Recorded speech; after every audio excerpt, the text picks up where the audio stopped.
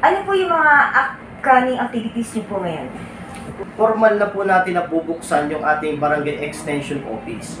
Malaki po ito. Nahahati po ito sa 4 na bahagi.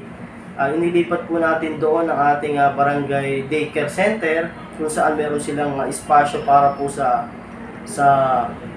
playground, waiting area ng magulang, at talagang very comfortable yung mga estudyante. Malaki po. Centralized aircon ito, pinaayos po natin. At sa likod po nito, nandun po ang ating Barangay Quick Response Office o ang office po ng BQRT at ng BPSO. Unti-unti natin kinukumpleto yung equipment ng ating rescue team ng barangay para mas mabilis yung mga action o mga pag-responde ng ating mga response team o ng ating BQRT na andun na po lahat ng equipment. Ang ating pong Barangay Extension Office ay nasa sentro po ng barangay, sa gitnang bukid, center field kung tawagin. Nandun po yan sa tabi po ng Chateau Genovese at ng Casa de Juan. Nasa sentro po siya ng lahat po ng mga sityo. Kaya po mas minagandang doon po natin ginawa o inilagay para po maging accessible po sa lahat. Kasi ang barangay hall po natin ay alam natin medyo malayo po, lalo po sa ating mga taga subdivision. Kasama din po dito ang Eco Center o ang ating MRF, nandun na rin po.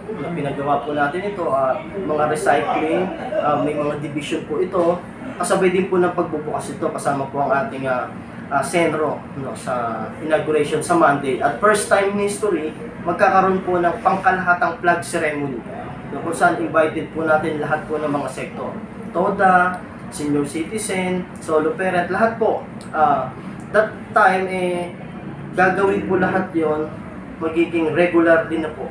Kumbaga, maging party po ang mga mamamayan ng ating pagsasagawa ng pagkilala po natin sa watawat ng bandera o ng ating sagisag ng bansa. Parang party po ng kultura, maibalik po natin yan. At kasama din po dito yung ating nabanggit ko kanina, Eco Center, at yung ating pong pansamantalang pounding area ng mga aso na mahuhuli. Kasi alam naman natin na malaki po ang Kalamba, hindi po lahat hindi agad na aksyonan ng ating city vet o ng ano.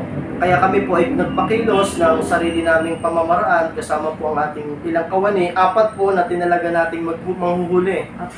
Kahapon lamang ay pangalawang turok na nila para po sa vaccine na anti-rabies. Para paghuli nila ay safe. Meron pong 5 or 4 na kulungan ng aso doon. Lahat po na mahuli doon muna ipepending, tapos tsaka po susurrender sa pounding area ng ating city government. Yun po, malaki po yun. Kaya mas malawak po at mas mararamdaman ng tao yung mga service. Napakaganda po yung mga programa nyo. Napakasipag nyo po, Kap.